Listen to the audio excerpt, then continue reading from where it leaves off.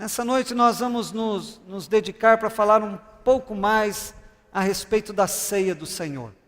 Por vezes nós nos juntamos aqui, sempre no primeiro domingo de cada mês, que já é o nosso calendário, celebrar a ceia do Senhor, e nós chegamos aqui na igreja, vemos essa mesa aqui bem adornada, com flores, com pão, com uva. Uva é de plástico, não é verdadeira, mas aqui tem algo que simboliza para nós o que aconteceu de muito verdadeiro na nossa história.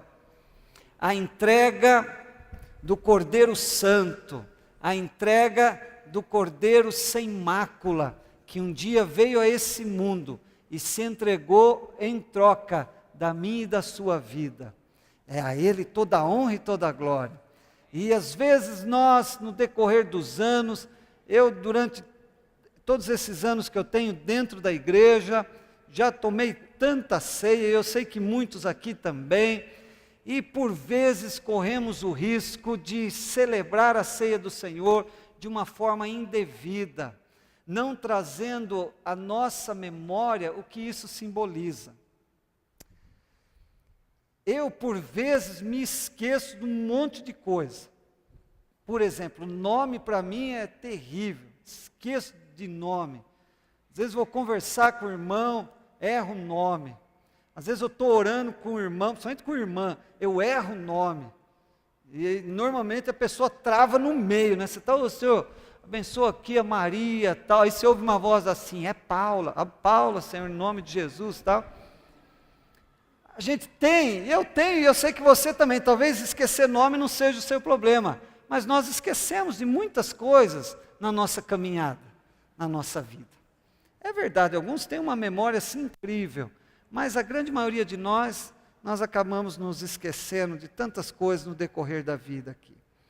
Lá em Êxodo, capítulo 13, é um texto que fala de uma celebração. O povo de Deus vai receber a festa, a celebração da Páscoa, depois de atravessarem o Mar Vermelho. Eles triunfaram, diz a Bíblia aí, sobre o poder dos egípcios. E o objetivo dessa festa, Êxodo, capítulo 13. Deixa eu ver se eu... É que é um texto bastante longo. Nós não vamos ler todo, mas só para a gente se alinhar aí.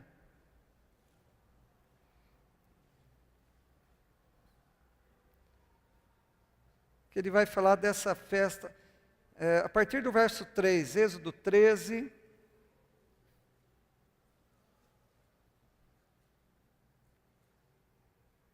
Começa dizendo assim: Moisés disse ao povo: lembrem deste dia, o dia que vocês saíram do Egito, onde eram escravos.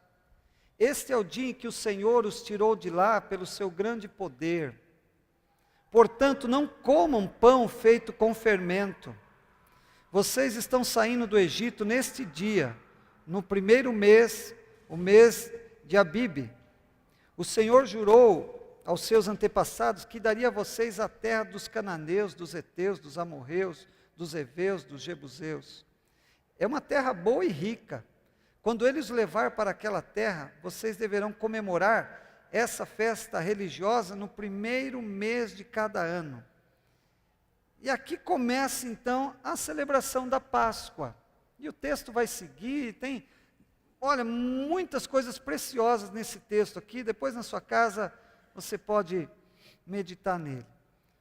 O objetivo explícito do Senhor aqui nesse texto bíblico era que todas as vezes que aquele povo se juntasse para celebrar a festa, a Páscoa, viesse à memória a libertação que Deus trouxe para eles do poder dos egípcios, da terra do Egito, onde eles eram escravos.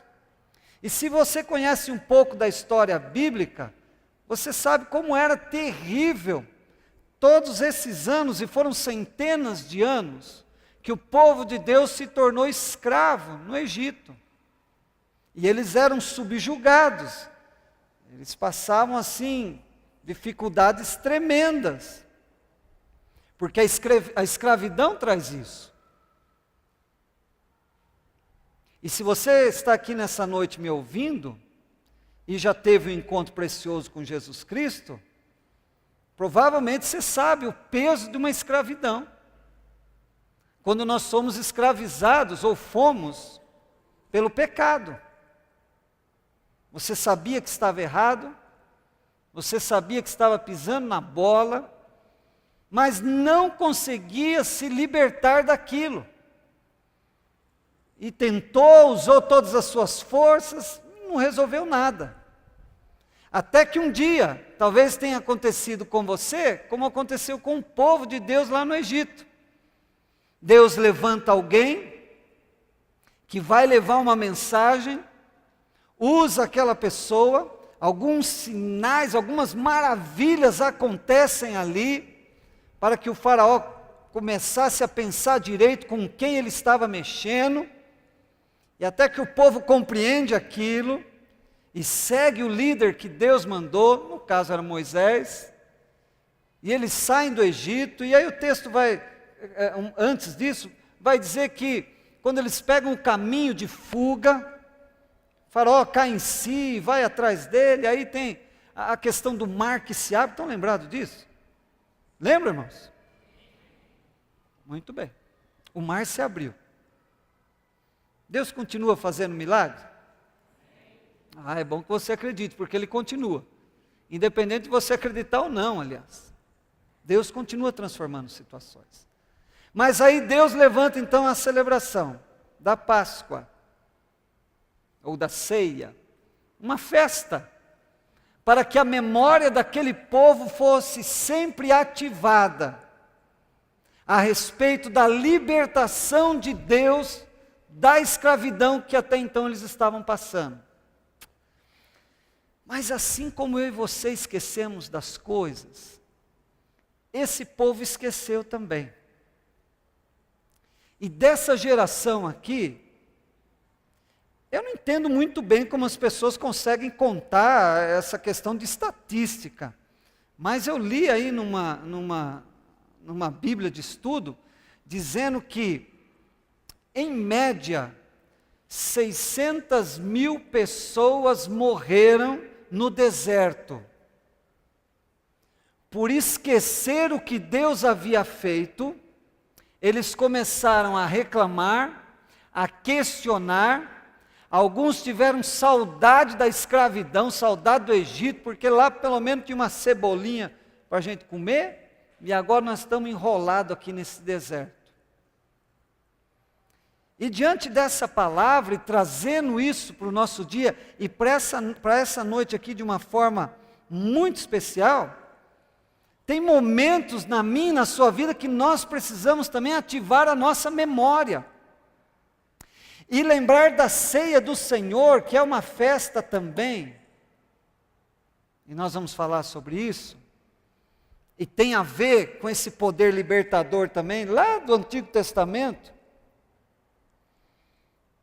Às vezes, ou se não, quase todas as vezes, é necessário na minha e na sua vida, para não voltarmos ao tempo de escravidão. Normalmente, diante da ceia do Senhor, depois de uma mensagem, nós fazemos um autoexame, rapidamente, em alguns minutos, talvez 2 ou 3, tentamos repassar a nossa vida, aonde caímos, aonde pecamos, pedimos perdão para Deus. Alguns se emocionam com a presença do Senhor, outros se emocionam com a música, outros se emocionam com a palavra, outros choram por tristeza, porque sabem que estão assumindo um compromisso de não cair mais naquele erro, mas lá no fundo sabe que não vai conseguir resistir, que a vida parece que não vai mudar. Outros chegam com o coração escravizado por uma mágoa, ou por um ressentimento. Quem de nós não tem uma história triste para contar? Quem de nós não fomos decepcionados por alguém e somos tentados a entregar o nosso coração na mão daquele que tem excelência em nos escravizar que é o diabo. Mas mesmo assim participamos da ceia, comemos o pão, tomamos o suco, porque afinal de contas, o irmão que está ao meu lado, o que ele vai pensar a meu respeito se eu não comer esse pão e não tomar esse suco? Principalmente se eu for um líder, principalmente se eu estiver em cima do púlpito, ou se eu estiver diante de uma classe, ou se eu liderar um grupo, ou se eu fazer parte de um grupo.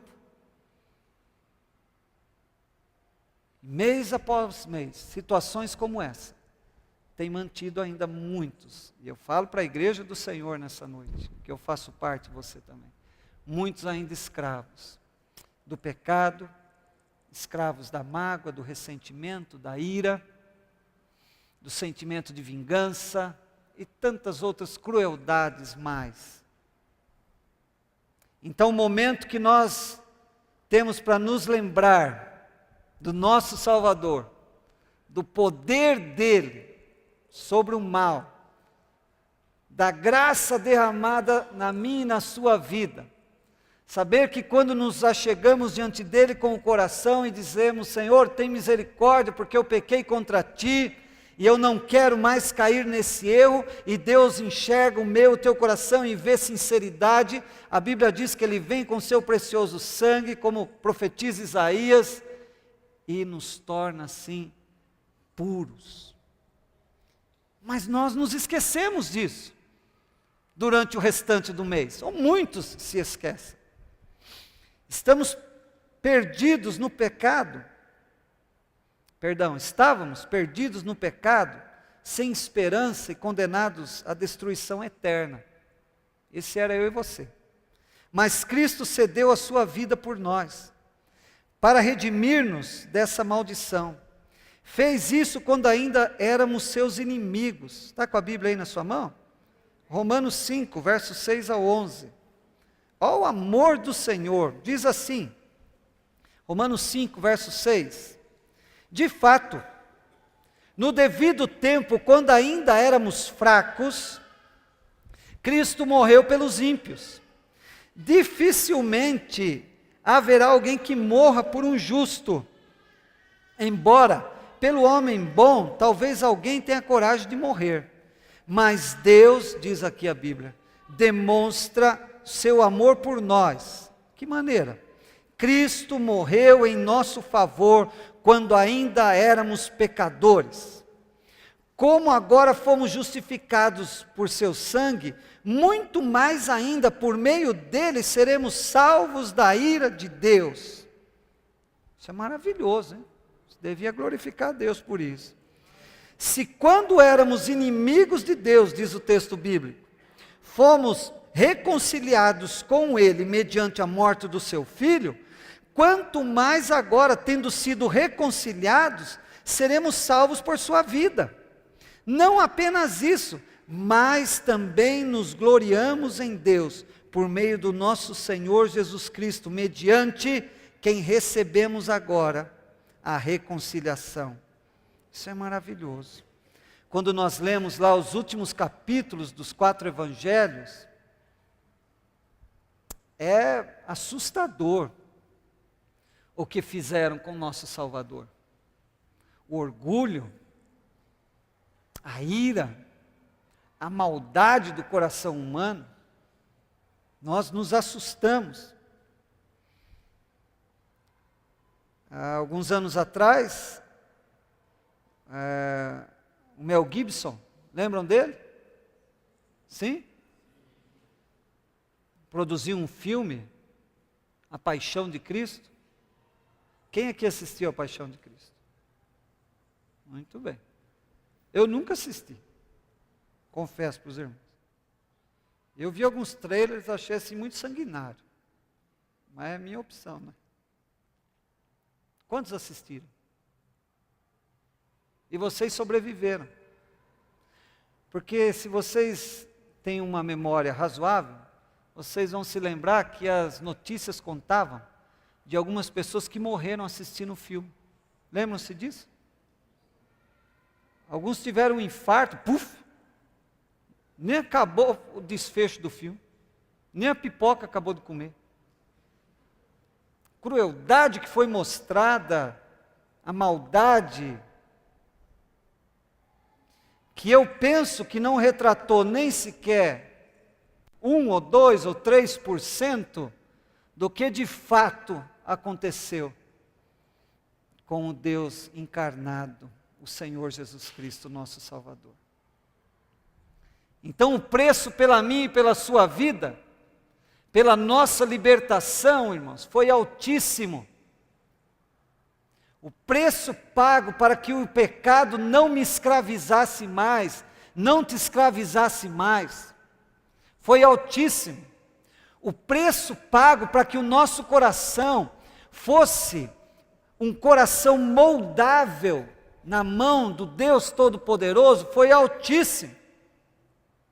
Mas por vezes, nós nos esquecemos disso. Por vezes, essas coisas passam na nossa mente. Mas será que sabemos devidamente que se esquecermos isso e vivermos como um mundano, me perdoe essa expressão, não achei outra melhor,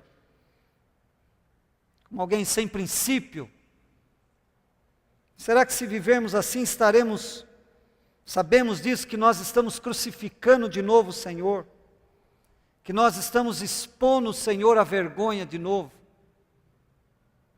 Então, quando eu peco, quando você peca, quando somos dominados pelo pecado, a Bíblia diz lá em Hebreus 6, você está com a sua Bíblia, não desistiu dela ainda, segure aí, Hebreus 6,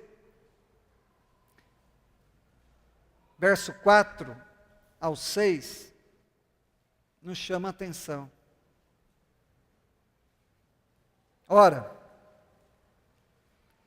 para aqueles que uma vez foram iluminados, provaram o dom celestial, tornaram-se participantes do Espírito Santo. Hebreus capítulo 6,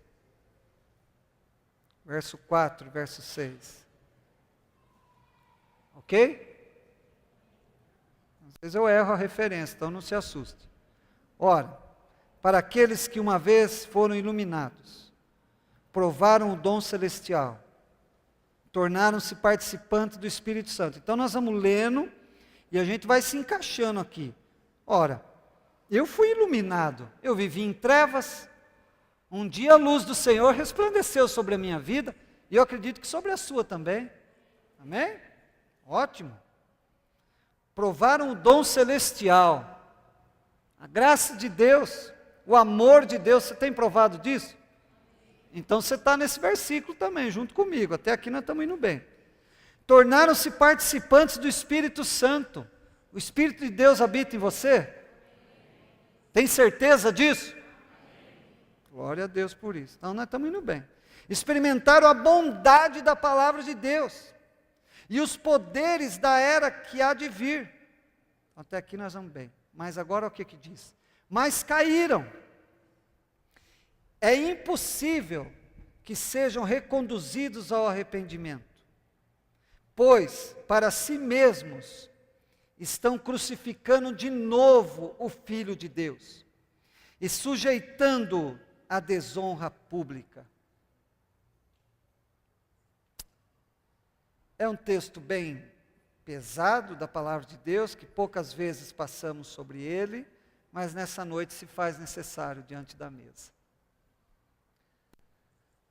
Todas as vezes que eu cedo ao pecado, que você cede ao pecado, todas as vezes que conscientemente, e fazemos isso conscientemente, pode acreditar, falamos sim para o pecado e não para o Espírito Santo de Deus, a Bíblia nos ensina aqui que nós estamos crucificando o Senhor Jesus de novo. E mais, que nós estamos expondo o Senhor à vergonha. Aquelas centenas de pessoas que morreram lá no deserto, na caminhada, não sei se foram 600 mil, um pouco mais, um pouco menos, não importa. Elas expuseram o Senhor à vergonha também. Porque eles tinham uma promessa de Deus. Deus já tinha preparado a terra para eles. eles só tinham que conquistar, lutar, continuar a peleja da vida, mas a promessa de Deus estava decretada. Quando eles ouvem o relato de Josué e Calebe, eles não botam muita fé nisso, não. Pelo contrário. Pelo contrário. Nós temos um Deus todo-poderoso na nossa vida. E entra culto e sai culto, Deus tem falado comigo e falado com você. Deus fala conosco através de sonhos, ok? Deus pode falar comigo e com você através de visões também. Fala. Deus fala conosco através de um hino que você está ouvindo. Hino. Não é o Camaro amarelo, não. Hino que você está ouvindo. Fala, você começa a ouvir, se encaixa naquele dia, naquele momento a sua história. Deus fala conosco aqui quando estou sentado e alguém está ministrando. Deus fala quando eu abro a minha Bíblia para ela ler. Deus alertando, falando. E quantas vezes eu me esqueço da palavra de Deus e resolvo fazer aquilo que me é mais fácil, que é pecar do que me santificar. Então nessa noite, irmãos, diante dessa mesa aqui, eu queria que todos nós fizéssemos sim essa reflexão. Se a ceia do Senhor tem vindo à nossa memória apenas como uma celebração mensal, ou se na hora da decisão entre peco ou não peco, sucumbo o meu coração, vou fazer o que Ele está dizendo, ou vou ouvir a voz do Senhor, vou mortificar minha carne, e dizer não para o pecado, porque afinal de contas, ele não pode mais me escravizar, não tem força do pecado maior do que a força libertadora do nosso Deus. Você acredita nisso? Não tem.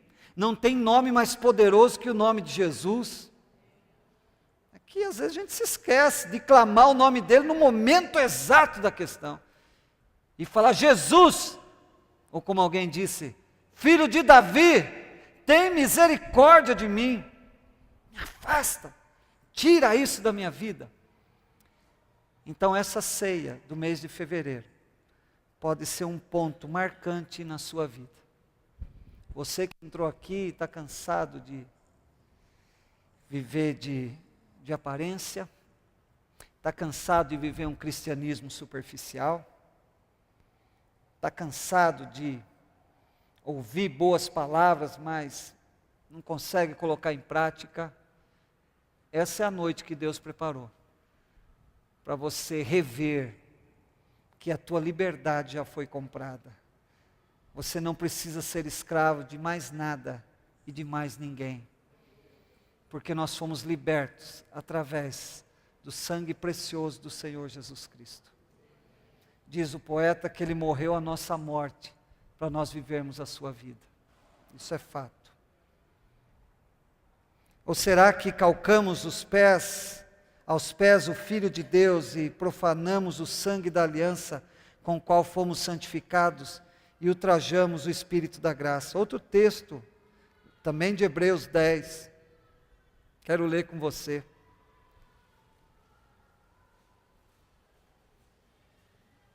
Fala conosco, Senhor. Em nome de Jesus, nos dá a compreensão da Tua palavra. Queremos mudança na nossa vida, queremos, Deus, crescimento na nossa vida, na nossa comunhão contigo, na nossa santidade diante do Senhor, diante das pessoas. Olha o que diz Hebreus 10.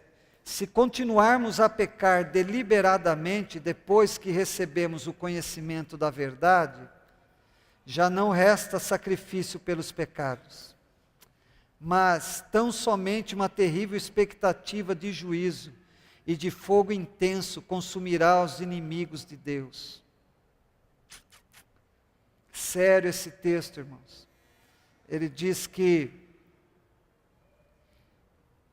depois de conhecer a palavra do Senhor, conhecer a verdade, se nós continuarmos a pecar, não tem nada mais que pode ser feito. Porque nós conhecemos, você conhece alguém assim? Que já foi crente e hoje está desviado? Vocês conhecem, irmãos? Já foi pregar para a pessoa, ela fala assim, ei, já sei tudo que você vai falar. Já aconteceu isso com vocês? Aqui na frente nós recebemos várias pessoas assim. A maioria das pessoas que encostam naquele portão para pedir dinheiro para comer, ou para beber, ou para consumir droga, lógico que não vem tão claro assim, né? Com várias desculpas. A maioria, acredite você, são pessoas que conhecem a palavra de Deus. Esses dias postaram no Facebook, eu sei que vocês não têm muito hábito de ver o Facebook, mas postaram um vídeo de um mendigo que foi numa igreja. Viram isso daí?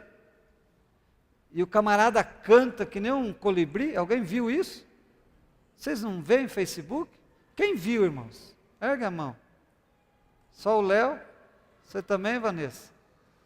Poucos pecadores aqui. Aleluia. Vou colocar no meu para vocês verem. Aí os comentários, eu me impressiono os comentários que vêm a seguir. Que Deus tenha misericórdia desse infeliz. Ah, isso acontece com aquele que dá lado para o diabo. Bom, o camarada canta um hino assim, maravilhoso e muito bem afinado. Aí tem pelo menos comentário de 2 pastores perguntando assim, que igreja que ele está, que cidade que ele está. Quero crer eu que já estão, não, vamos trazer esse cara, cuidar dele, né? Então, a Bíblia diz que e nós aqui conhecemos a palavra de Deus. Então, quando nós pecamos, não tem nada mais a ser feito, a não ser nos derramar nos pés do Deus Todo-Poderoso e clamar por perdão, por misericórdia. A parte de Deus já está feita. Não precisa mais nenhum sacrifício divino. Talvez o sacrifício humano, não de humano, sacrifício humano, de vencer o nosso orgulho, vencer o nosso eu e fazer o que cantamos aqui, nos derramar na presença dEle, nos ajoelhar dEle e clamar por misericórdia, para que possamos viver cada dia mais livres, para a honra e glória do Senhor. Mas o texto segue. Quem rejeitava a lei de Moisés, morria sem misericórdia, pelo depoimento de 2 ou 3 testemunhas. Quanto mais severo castigo, julgam vocês, merece aquele que pisou aos pés do Filho de Deus, profanou o sangue da aliança, pela qual ele foi santificado, e insultou o Espírito da graça. Irmãos, isso está falando comigo, com você.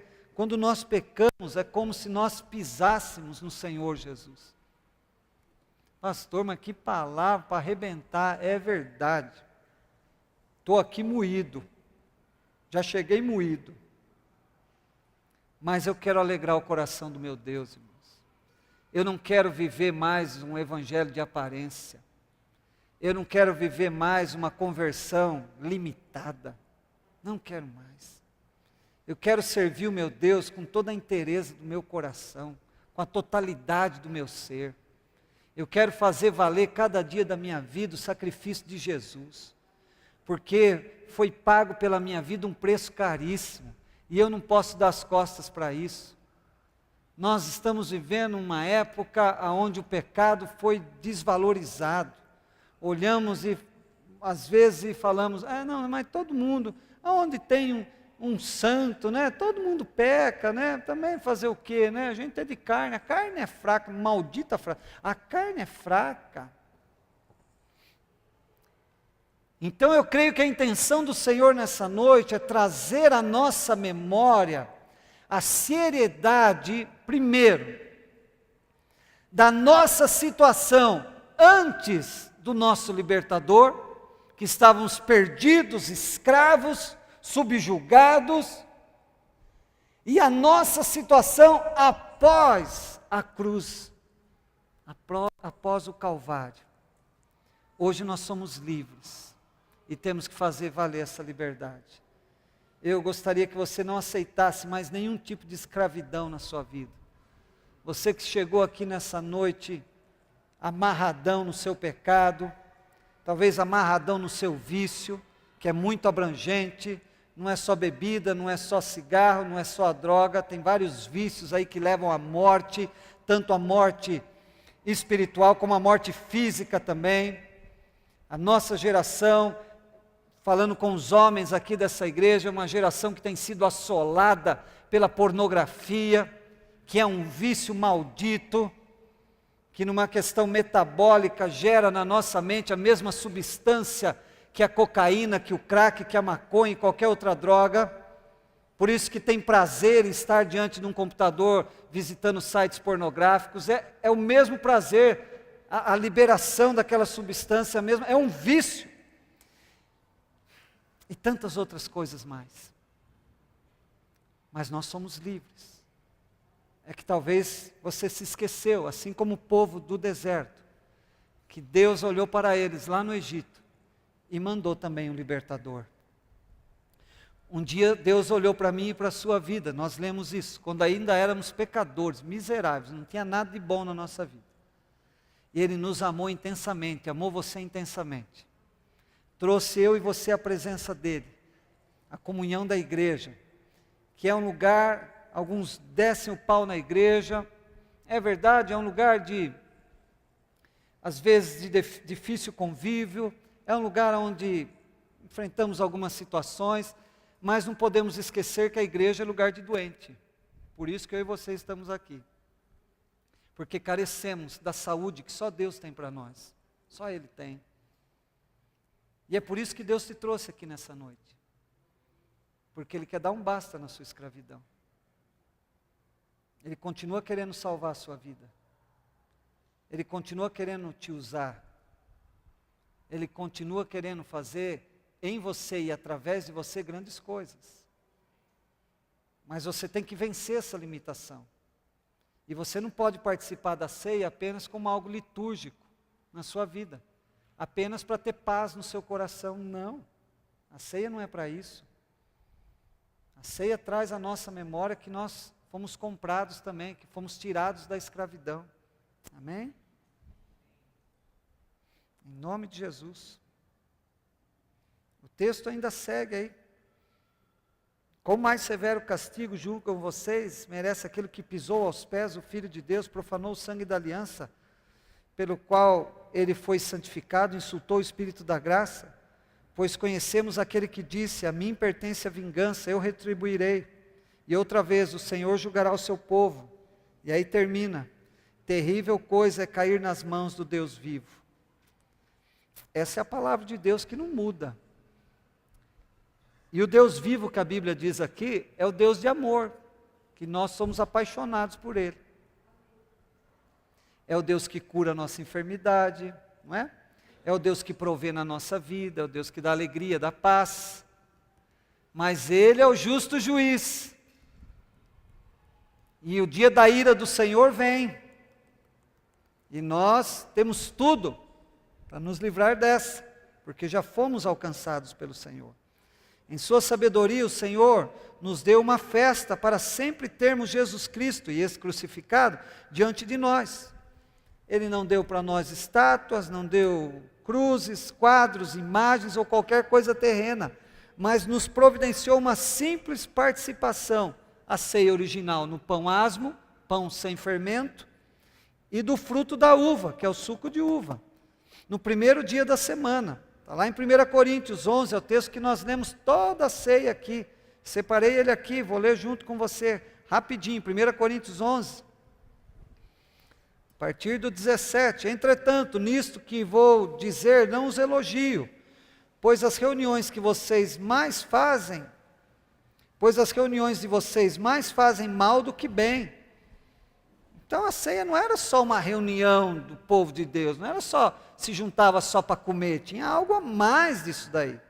Em primeiro lugar, ouço que quando vocês se reúnem como igreja, há divisões entre vocês.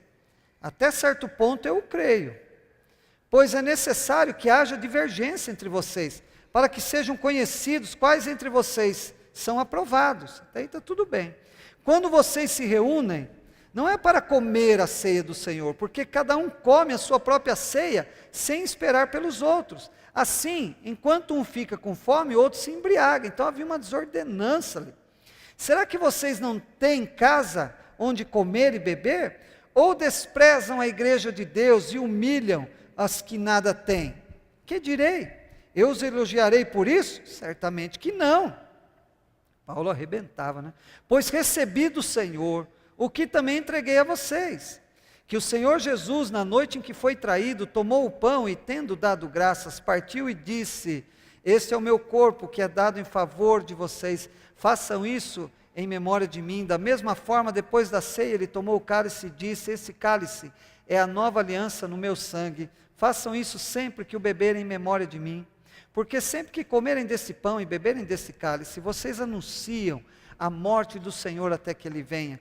Portanto, todo aquele que comer o pão ou beber o cálice do Senhor indignamente, será culpado de pecar contra o corpo e o sangue do Senhor. Examine-se cada um a si mesmo, então coma do pão e beba do cálice, pois quem come e bebe sem discernir o corpo do Senhor, come e bebe para a sua própria condenação. Por isso, há entre vocês muitos fracos e doentes, e vários já dormiram. Mas essa festa que ele nos proporciona aqui, ela está cheia de significado. O pão que representa o corpo de Cristo, no original ele é sem fermento, que nos traz a memória que o nosso corpo, e o fermento aqui simboliza o pecado, tem que estar santificado ao Senhor. Como temos nos apresentado ao Senhor, não só no dia da ceia, no nosso dia a dia, né? O pão que representa o corpo de Cristo é sem fermento, mostrando assim que devemos lutar para viver acima do pecado, exatamente como ele fez. Não vou ler, mas está lá em 1 Coríntios 5, 6 e 8. O sangue, que é outro elemento que foi necessário para a nossa purificação, é bem retratado pelo fruto da uva. Aí lá em Isaías 1,18 diz, falando a esse respeito, diz: ainda que os vossos pecados sejam como a escarlata, ou vermelhão, eles se tornarão brancos como a neve. Ainda que sejam vermelhos como o carmesim, se tornarão como a lã, ou branco como a lã. Esse é o efeito do sangue de Jesus na minha e na sua vida. Essa lembrança nos fará apresentar o nosso corpo por sacrifício vivo, santo e agradável a Deus, que é o nosso culto racional. Está lá em Romanos 12:1. A festa não apenas nos faz olhar para trás, para o sacrifício dele, mas também nos impulsiona a olhar para frente, quando lembramos da ressurreição. E nós falamos disso com esperança. Ao lembrarmos a sua ressurreição, estamos sempre lembrando que isso é uma promessa da nossa própria ressurreição. E assim anunciamos a morte do Senhor até que ele venha. Com a lembrança do seu sacrifício por nós, a esperança de uma recompensa celestial, e a sua palavra nos orientar, como é possível falharmos? Por que com tudo isso a gente falha ainda? Simples, porque nós nos esquecemos de tudo isso. A nossa correria, nos nossos anseios, nas nossas paixões, as paixões da nossa carne, nos esquecemos e sucumbimos muitas vezes ao pecado. A resposta a essa pergunta é que não falharemos se nos lembrarmos. Mas assim como os israelitas esqueceram e perderam a vida, assim também podemos esquecer e perder a alma.